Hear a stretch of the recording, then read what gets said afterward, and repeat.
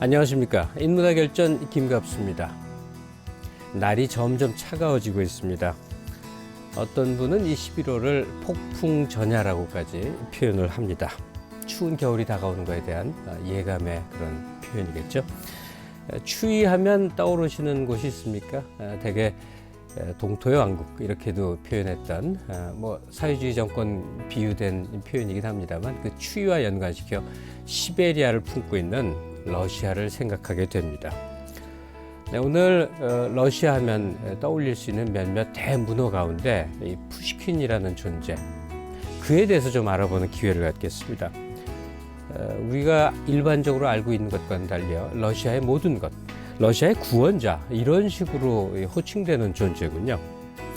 자, 푸시킨의 생애적 사실, 그의 문학이 어떤 위상을 갖는지, 또 그의 대표작 중에 하나인 예프게니 오네긴이라는 작품에 대해서 구체적으로 하나하나 속사를 들여다보도록 하겠습니다. 네, 잠시 후에 찾아뵙겠습니다.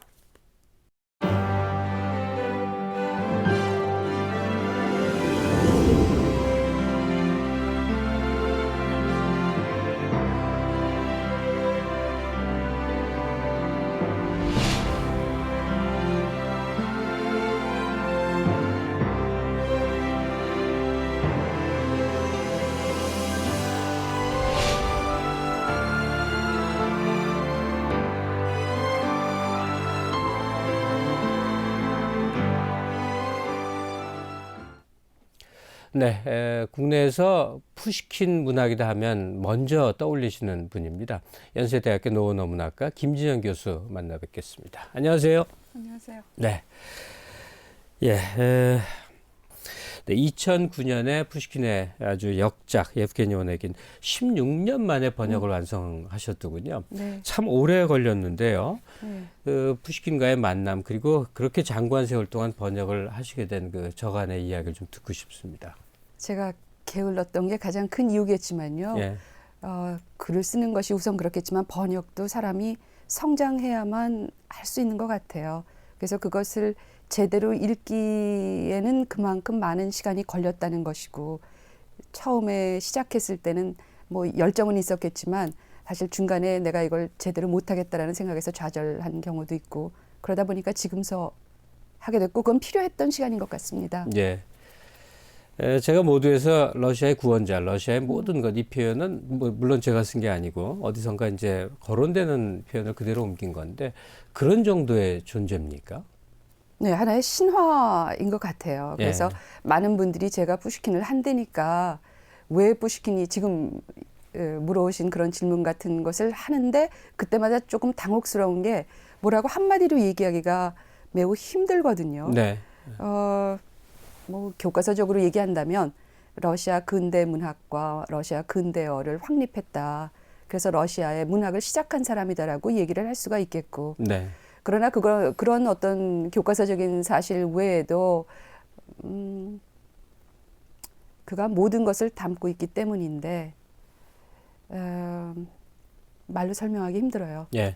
한국 사람에게 김소월이나 윤동주 같은 존재가 어째서 큰 존재냐라고 질문을 받는다면 대답하려면 어디서부터 말해야 될지 모를 아주 방대한 배경이 맞아요. 있어서 네. 비슷한 사유가 아닐까 하는 생각도 듭니다. 맞아요. 러시아인들의 예술가, 특히 문학가들에 대한 어떤 숭배의 그 정도가 어떻게 보면 도를 지나친다고도 얘기할 수가 있어요. 네. 그래서 이미 푸시킨이 활동하던 시대부터 러시아에서 시인은 시인 이상의 것이다, 이런 얘기도 있었고, 그다음에 소비에트 시대에 와서는 시인은 소련이죠. 제2의 정부다. 예. 이런 얘기까지 했고, 그러니까 그만큼 가장 큰 어떤 지도자 또는 어떤 구원의 메시지를 던져줄 수 있는 인물로서 시인이 숭앙되는데, 그 중에서도 푸시킨이라는 이름이 하나의 정전으로서 지금까지 도전받지 않고 지내왔다. 이런 것이죠. 근데 그 이유는 각자 읽어보면서 성장하면서 느끼는 수밖에 없지 않을까, 그런 네. 생각이 듭니다. 1999년이 푸시킨 탄생 200주년이었는데 국민적 사랑을 받는 것하고 또 그 정치 체제에서 또 떠받든 거하고 거리가 있는 경우도 있고 아주 행복하게 합치되는 경우도 있고 그랬는데 러시아에서 그 푸시킨 탄생 200주년 어떤 기념 행사나 그 규모나 네. 당시의 사회적 반향 이런 건 어땠습니까? 한마디로 말한다면 러시아가 무너지지 않을까라는 생각을 저는 했었어요. 대단했었군요. 그때 국제학술대회가 거의 모든 지역에서 열렸기 때문에 저도 사실은 참여를 했었는데 네. 일례로 모스크바의 거리를 가보면 우리가 플랜카드라고 불리우는 것 그것이 거리 전체를 휩쓸었거든요. 그리고 인상적이었던 것은 제가 1년을 러시아에서 살았었거든요. 네. 1996년에. 그렇다면 99년보다 3년, 4년 전인데 3년 전이죠. 근데 그때부터 이미 푸시킨의 99년 그 200주년을 기념하기 위해서 푸시킨을 위한 프로그램을 매일 저녁 했어요. 제목이 나의 푸시킨이라고 그래서 그 유명한 뭐 스타들, 영화배우, 무슨 가수 그런 사람들이 나와서 매일 내가 좋아하는 푸시킨의 한 대목을 읽으면서 설명을 하는 거예요. 네. 그래서 그 오래 전부터 그런 식의 프로그램을 준비할 수 있을 정도로 푸시킨이 러시아의 모든 것이고, 근데 그것을 대하는 러시아 뭐 정부나 문화 정책이나 그다음에 국민 모두의 어떤 구심력 있는 그 일관된 의지가 있었다라는데 인상을 받았습니다. 문학과 인상이 예술의 깊었습니다. 어떤 통합적 상징체가 있는 건 굉장히 행복한 일이거든요. 그런 것 같아요. 러시아에서 푸시킨이 바로 그런 역할을 하는군요. 우리가 보통 이해하는 이제 러시아 문학할 때 제 경우도 청소년 기서부터 대학 시절 내내 그 도스토옙스키를 읽게 됐었어요. 워낙 길지 않습니까? 작품 하나하나가. 거기에 톨스토이라는 존재가 추가되고 그다음에 조금 더 읽으면 외투의 뚜르게네프 작품을 보는 그런 정도입니다. 그러니까 저도 이제 이 문학 작품을 비교적 읽는 사람의 하나였는데 그런데 푸시킨은 그렇게 열독의 대상이 아니었단 말이에요. 작품 자체를 네. 보기도 별로 어려웠어요. 네. 사실 이발소나 식당을 가야 이제 푸시킨에서 삶의 그대를 속일지라도 이 귀절만 푸시킨인지도 모르면서. 그렇죠. 적혀 있었던 거거든요. 이런 현상은 왜 그랬을까요? 역설적이 아닐까라고 생각되는데 오히려 너무 쉬워서 어렵다. 너무 명료해서 어렵다. 그리고 그는 예를 들어 도스토옙스키나 톨스토이 지금 말씀하신 것 같은 그런 작가들이 던져주는 어떤 긴 담론에 그래서 고뇌와 논쟁을 일으키는 그런 메시지는 오히려 없어요. 네. 그러니까 그것들이 다 지나간 후에 응축된 무슨 하나의 결정체 이런 것을 간단히 얘기해 주기 때문에 그것에 대해서 깊이 토론을 해야겠다거나 깊이 연구해야겠다거나 하는 생각을 좀 덜하게 만드는 작가고 오히려 복잡하지 않고 너무 단순해서 뭐 얘기할 게 있나 이게 뭐가 위대할까라는 생각을 처음에 들은 피상적으로 할 수 있는 작가죠. 네. 그러다 보니 옛 추억이 생각나는데 제가 처음에 샀던 게 바이런 시집이었습니다. 그런데 그 어린 마음에도 아무리 읽어도 네. 그때 표현을 하자면 멋지지가 않아요. 이렇게 좀 아주 유치한 언어처럼 느껴졌어요. 네. 그 아폴리네르, 하이네 뭐 이런 식으로 이제 쭉 나가게 됐는데 그래서 많은 세월이 흐른 다음에야 시라는 게 번역된다는 게 참 어려운 것이었구나. 번역을 하지만 번역 자체가 근원적으로는 불가능한 장르가 시 장르가 아닌가 생각을 그때 그런 것 해봤었는데요. 같아요. 푸시킨 경우도 도스토옙스키와 다른 점이라고 한다면 산문과는 조금 경로가 다른 운문적 맥락 때문에 우리에게 전달 자체가 쉽지 않았던 그런 요인도 있지 않았었을까 하는 생각도 드는데요.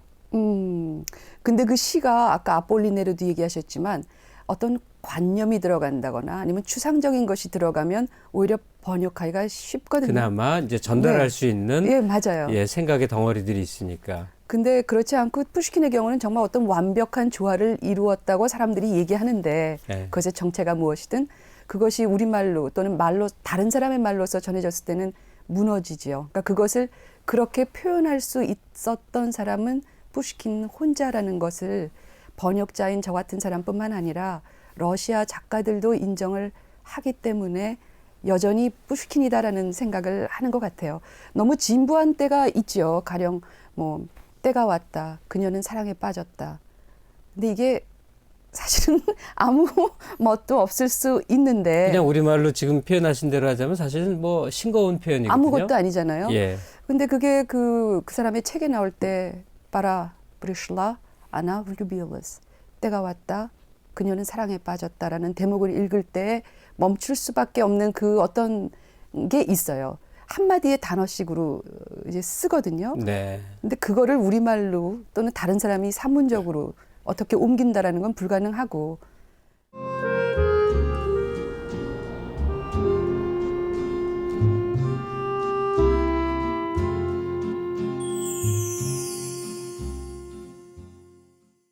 이제 한 걸음 더 나간다 그러면 약간의 이해를 갖고 있으면 그의 비극적인 죽음 때문에 인상적인 느낌을 낳았습니다.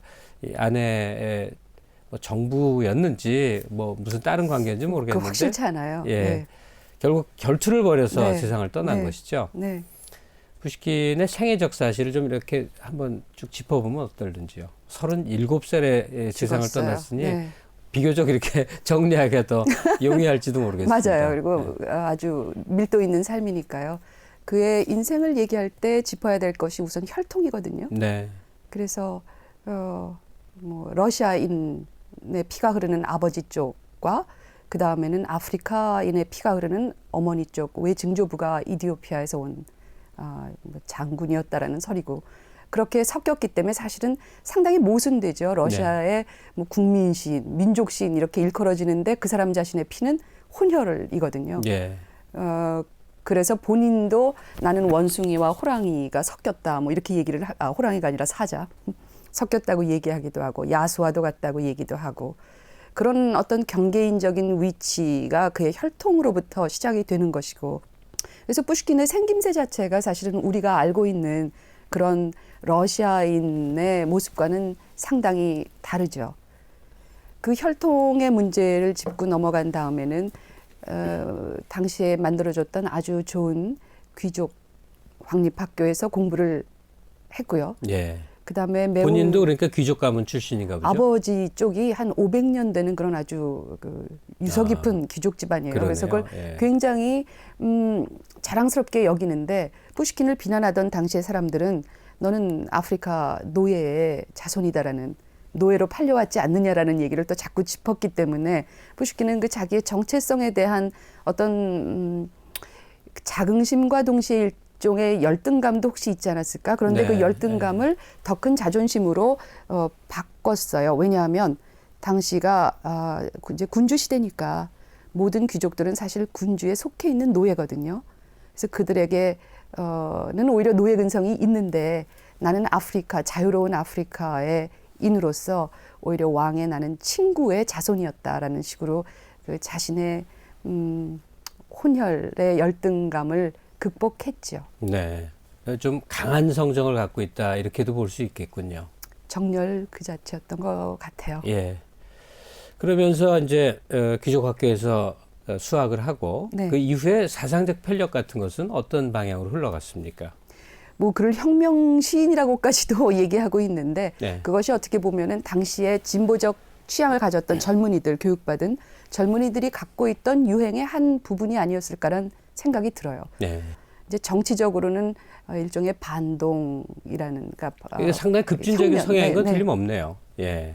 그런 낙인이 찍히고 동시에 자유주의자였고 그다음에 그 당시에 귀족의 젊은 댄디로서의 온갖 열정적인 삶의 편력을 보여줬어요. 말하자면 수많은 연애, 결투는 한 번을 한 게 아니라 수십 번을 했는데 마지막 결투에 의해서 죽었지만 뭐 그런 거 도박 뭐 그런 어떤 객기 어린 젊은 천재로서의 삶을 화려하게 보여주고 그러다가 37에 죽었는데 사실은 푸시킨이 살던 시대가 황금 시대라고 불리우는 시대로서 굉장히 좋은 작가들이 많거든요. 예. 37이 아까운 나이긴 하지만 더 일찍 죽은 사람들도 많기 때문에 또 그의 친구 중에는 혁명에 가담했다가 교수형 당한 사람들도 있고 했어요. 그러니까 그런 것에 비한다면 그의 37년은 아마 우리의 한 70년에 해당하는 그런 시기였지 않은가 그런 생각을 해요. 그 점에 있어서는 모차르트랑 유사하네요. 바로 그렇다는 얘기를 모차르트도 하죠. 36살에 세상을 그랬나요? 떠났지만 네.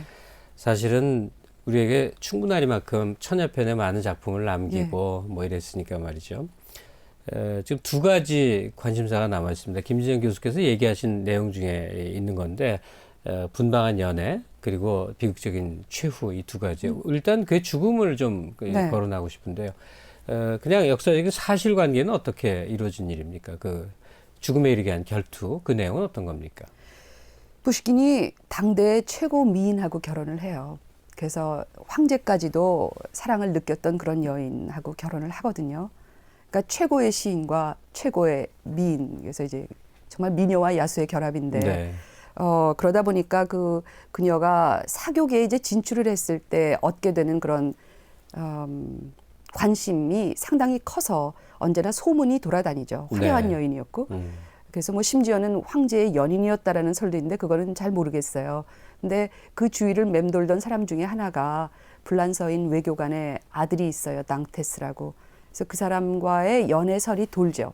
네. 그래서 당테스가 이제 그 나탈리아 푸시킨 그 부인하고 가까이 지내려는 의도에서였는지 모르겠지만 결국 나탈리아 그 부인의 동생하고 결혼을 해요. 네. 그래서 실제로는 동서 관계가 되거든요. 푸시킨하고는. 그런데 주위에서 당신의 부인이 이러이러하다. 당신은 부인이 바람을 피는지도 모르냐 하는 온갖 그런 어떤 소문이 담긴 뭐 투서 뭐 그런 것들이 이제 돌죠. 근데 그것을 알게 된 푸시킨이 이제 격정적인 사람이니까 네. 결국은 결투를 그 내 아내와 나의 집안을 모욕했다라는 생각에서 그 당테스에게 청합니다. 그래서 결국은 자기 부상당하죠. 동서랑 결투를 벌여서 그러네요. 세상을 떠난 네. 거군요. 예. 그리고 사실관계가 확인될 수 없는 그러나 계속되는 얘기거리들이 있습니다. 가령 개혁주의적이고 자유주의적인 그런 성향을 가진 푸시킨이라는 존재가 영 황실에서 보기 골머리 아프니까 어떤 음모의 덫으로 그를 죽음에 몰아넣은 게 아니냐 하는 건데 말이죠. 그 죽음, 특히 결투는 황제에 의해서 이거는 금지된 행위였어요. 그러니까 결투 자체를 하게 되면은 뭐 죽건 안 죽건에 관계없이 유배를 떠나거나 뭐 실은 형을 받아야 되는 그런 일이고 그렇기 때문에 사전에 이건 금지돼야 되는 일인데 그랬음에도 불구하고 이 결투를 방조했다. 그러니까 어떻게 보면은 당테스를 통해서 당시에 뭐 사회의 골칫거리라면 골칫거리였을 수 있는 그런 푸시킨을 일종의 살해한 게 아닌가라는 네. 그런 설이 돌았고 뭐 그렇게까지 했을 것 같지는 않아요. 그러나 그것이 다분히 군중 심리를 자극하기에는 충분한 사실이었거든요.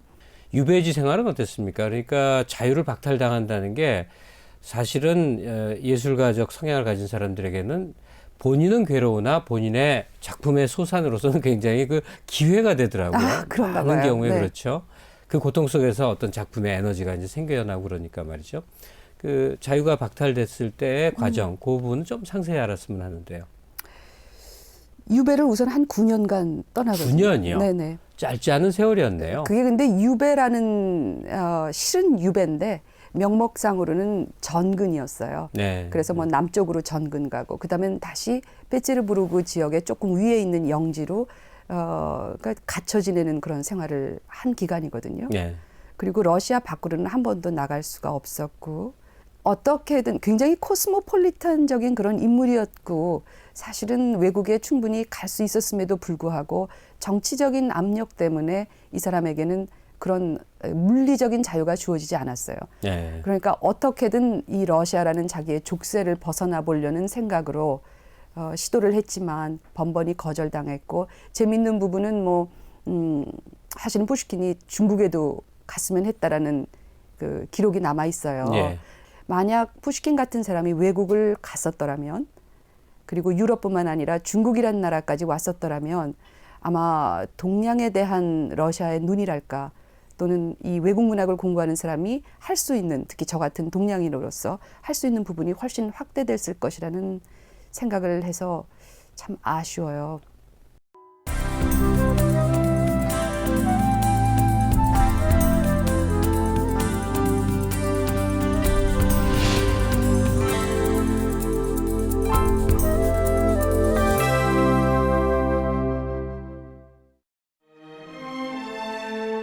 인문 사상을 농축한 인문어가 모여있는 사전, 인문어집. 오늘의 인문어집 자유. 외부적인 구속이나 무엇에 얽매이지 아니하고 자기 마음대로 행동함 또는 그런 상태. 자유를 꿈꾼다는 말은 현실 속의 자유가 쉽게 허락되지 않음을 의미한다. 자유인에 대한 갈망은 자유인이 드물다는 것을 뜻한다. 새가 날개를 가졌다고 자유로울까? 날개를 가진 새는 생존을 위해 어디에선가 날개를 접어야 한다. 인습과 생존의 본능, 자유를 올가매고 있다. 어쩌면 사람은 자유를 꿈꾸기에 태어난 존재. 오늘의 인문어집 자유. 언제 어느 때나 스스로 접을 수 있는 날개. 바로 그것이 자유. 자, 그리고 이제 아무래도 작가고 시인이니까 말이에요. 푸시킨의 그 연애 사실 이게 네. 궁금한데 네. 무슨 스캔들을 캐고자 하는 건 아니고 네. 그의 연애 정신도 당시 시대 상황에 어떤 응축된 표현일 수도 있는 거니까 말이죠.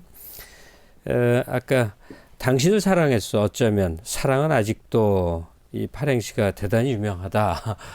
전 자세히 모르겠습니다. 이게 기록에 이렇게 있는 거에서 얘기를 드리는 건데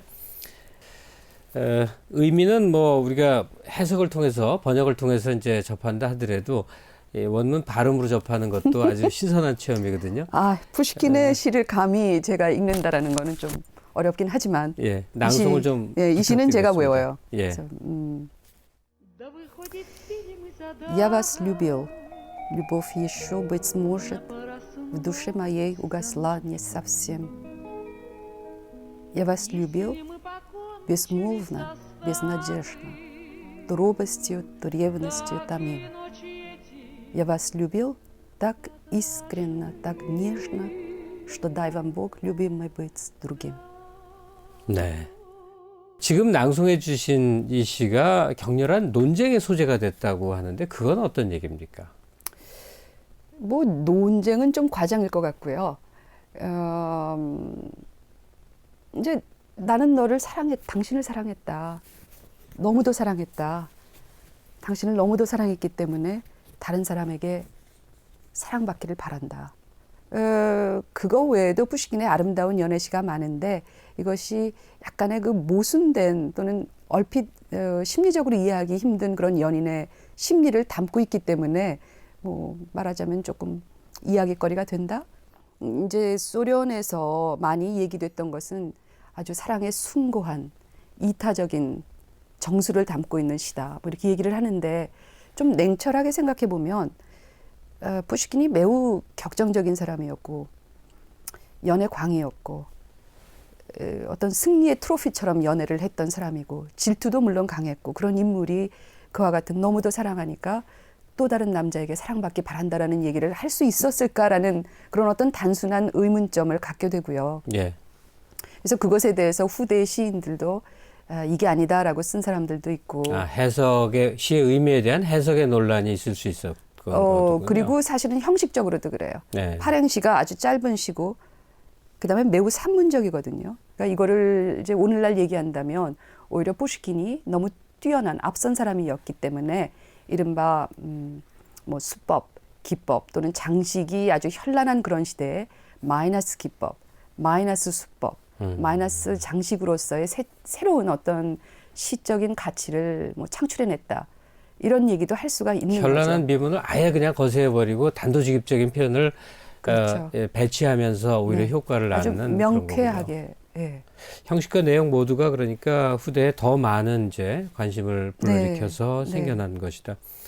하여간 지금 모든 거에 어느 것이 답이다라고 말할 필요는 없는 것 같습니다. 네. 사랑의 다차원성일 텐데 네. 거기서 한 발 더 나가서 제가 여러 가지 동상, 흉상 그밖에 그림으로 봤을 때 뭐 푸시킨이 외모가 그렇게 출중해 보이지는 않았거든요. 더구나 이제 피부도 좀 까무잡잡했다고 그러니까 그게 작았어요. 별로 장점이 아니었을 때 네. 키도 작았습니까? 166cm. 그러면 키도 사실은 많이 작았다고 볼 수 있는데 네. 근데 어떻게 해서 그게 화려한 연애 편력이 가능했을까요? 그게 재밌어요. 여자들이 시에 약하거든요. 천재에 약한 것 같아요. 네. 근데 그게 제 생각뿐만이 아니라 당대의 기록에 의하면 푸시킨이 사실은 야수인데 못생긴 사람, 추남이죠. 네. 그러나 그가 입을 여는 순간 그의 추함은 다 사라지고 그는 너무도 아름다운 남자로 변신한다. 뭐 그런 식의 기록이 남아 있어요. 그러니까 그 어떤 외적인 용모를 넘어서는 그 멋, 뭐 능력, 아름다움, 그리고 무엇보다도 가장 재치 있는 천재로서는 이미 확고한, 그래서 인기 있는 남성이었죠. 예. 푸시킨과 동시대를 산 이 몰콘스카야라는 사람의 기록을 제가 갖고 있습니다. 푸시킨은 모든 아름다운 여자와 사랑에 빠진 것을 시인 자신의 의무로 간주했다. 재밌군요. 네. 그러니까 모든 열정 중에서 사랑이 가장 큰 것이겠지만, 근데 푸시킨은 사실은 도박이 가장 큰 열정이라고 얘기는 했어요. 네. 그러나 아무튼 사랑이 중요한데 제 생각에 시인에게 있어서 특히 연애시를 쓰는 시인에게 있어서 제일 첫 그리고 최고의 연인은 뮤즈일 거예요. 네. 아마 지금 발콘스카야가 했다라는 말은 실제로 존재하는 한 여인을 또는 여러 여인들을 두고 하는 말일 수도 있겠으나 시인에게 있어서는 그에게는 항상 뮤즈라는 여인이 있었기 때문에 결국 그는 항상 사랑에 빠져 있는 시인일 수밖에 없었다라는 식으로 또 읽어볼 수 있지 않을까 생각이 드네요. 네.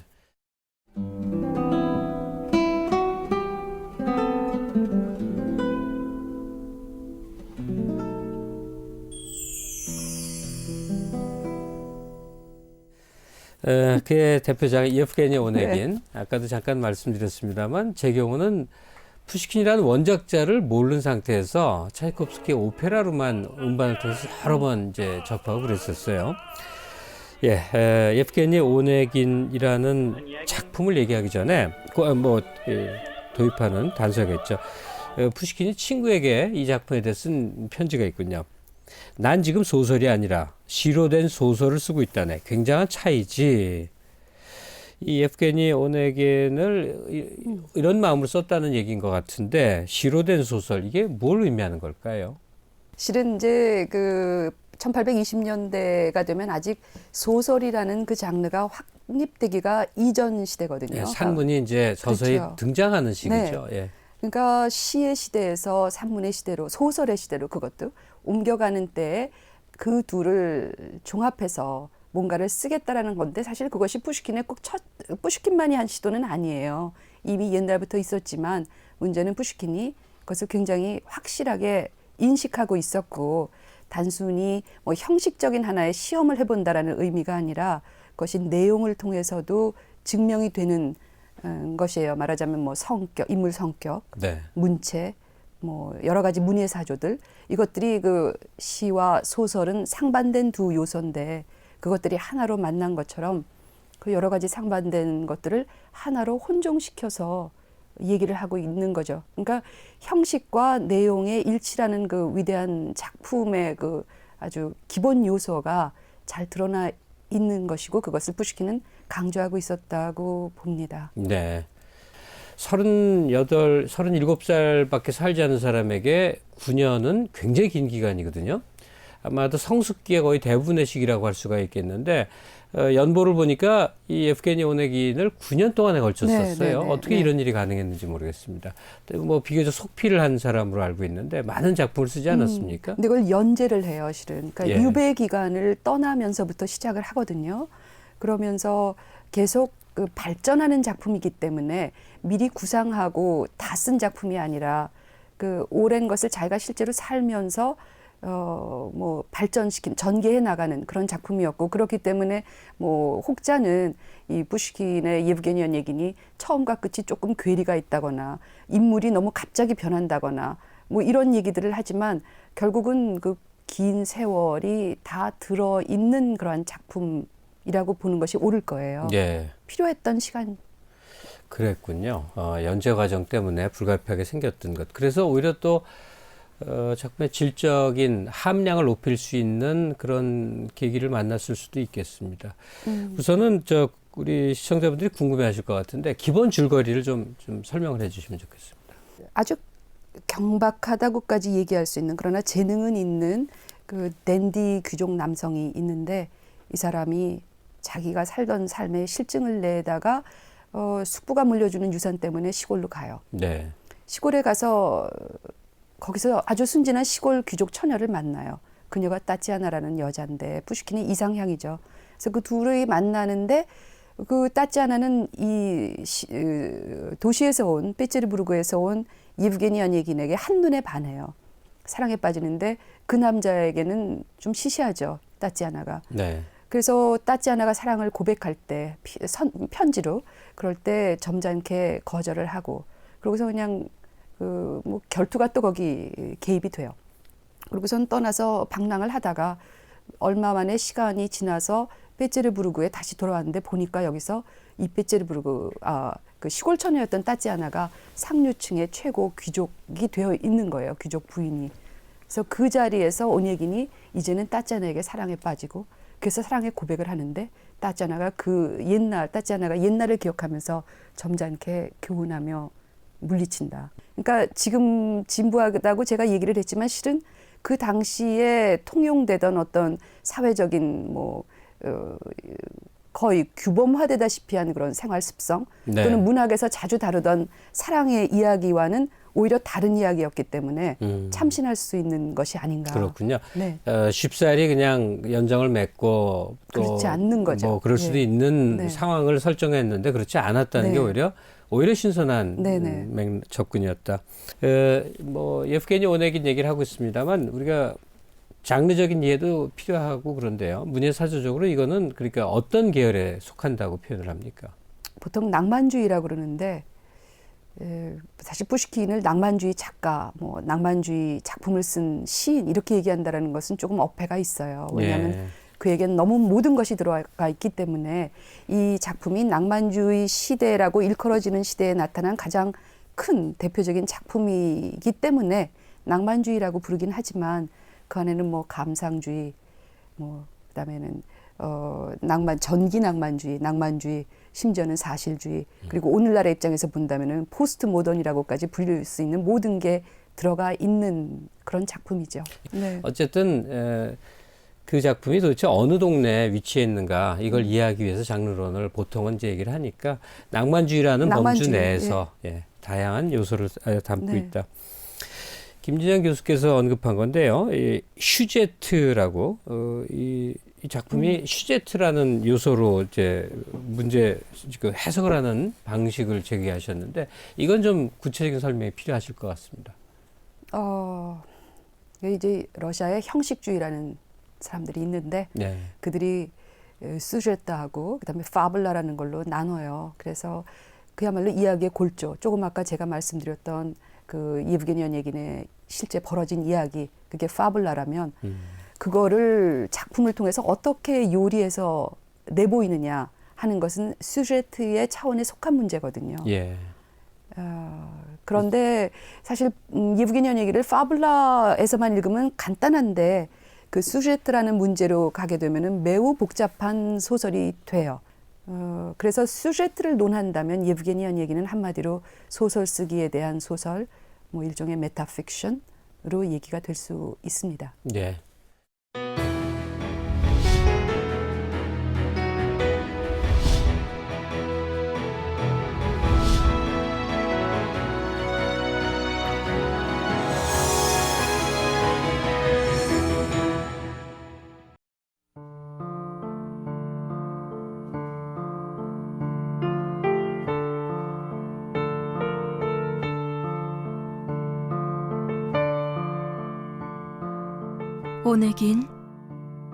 오네긴, 어딜 그렇게 허우적대며 걸어가나요? 타티아나가 사랑하지 않는다고 해서 그렇게 절망할 필요가 있을까요? 묻지 말아요, 김 교수. 타티아나가 나에 대한 사랑에 빠졌을 때 그 사랑이 어디에서 온지 아나요? 책이 아니라 자연이었어. 때가 왔고 그녀는 사랑에 빠졌다. 대지에 떨어진 씨앗이 봄의 불길로 생명을 얻듯.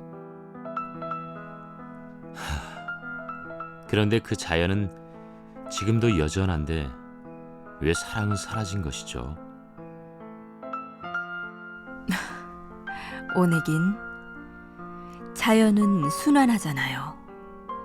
사랑도 그러한 게 아닐까요? 하나의 커다란 원 속에서 사람들의 사랑이 부글부글 끓으며 여기저기 닿는 것. 닿아서 반응이 일어나면 그것이 서로의 사랑이고, 닿았다가 아무런 반응 없이 휙 튕겨져 나왔으면 그건 왜 사랑이겠죠. 오네긴, 그렇게 편안하게 생각하세요. 자연은 무한하지 않소. 유한하지 않습니까? 어차피 우리의 인생이 유한하듯 자연도 하나의 거대한 생명체라고 할 때 유한할 수밖에 없겠죠. 아닌가? 자연 넘어 또 다른 자연. 우리는 보이지 않는 벽 안에서 그냥 그것이 유한하다고 느끼는 것인가요? 아, 그래요. 어쩌면 예브게니 오네긴, 당신의 여정은 답을 구하는 여정일 거예요. 깨달아가는 인생의 은유겠지요. 오네긴, 그런데 왜 도스토예프스키는 이 책의 제목은 예브게니 오네긴이 아니라 타티아나라고 해야 할 것 같다 이랬을까요? 도덕적으로 우월한 사람, 사랑스러운 사람. 아마도 타티아나가 그랬다고 본 것 같아요. 우리의 도스토예프스키는. 그 작가라면 그랬을 거예요. 그가 제시한 인생의 수수께끼는 늘 실마리가 풀리죠. 구원의 길로 가거나 구원할 수 없음을 깨닫고 광야로 떠나거나. 그런데 날 창조한 푸시킨이란 사람은 그렇지 않은가 봐요. 실마리가 아닌 수수께끼 자체에 관심이 있어요. 의문, 왜? 뭐 이런 말들에 관심을 품고 있는 것 같아요. 저도 동의해요, 오네긴. 그래서 푸시킨은 러시아를 닮았어요. 지나가버린 러시아의 찬란한 그때를 지금에서야 깨닫는 러시아인들. 어쩌면 예브게니 오네긴, 지나간 것이 아름다운 이유는 그것이 지나가 버렸기 때문이겠죠. 아, 그래도 회환 속엔 행복이 있습니다. 행복하여라 중얼거리면 어쩐지 그것이 하나의 주문처럼 절 애워싸요. 김 교수, 나도 그래야겠군요. 전 타티아나의 사랑을 얻지 못한 채 길을 나섭니다. 그래도 행복하여라. 이렇게 주문을 외면 좀 나아질까요? 행복하여라. 김 교수, 행복하세요.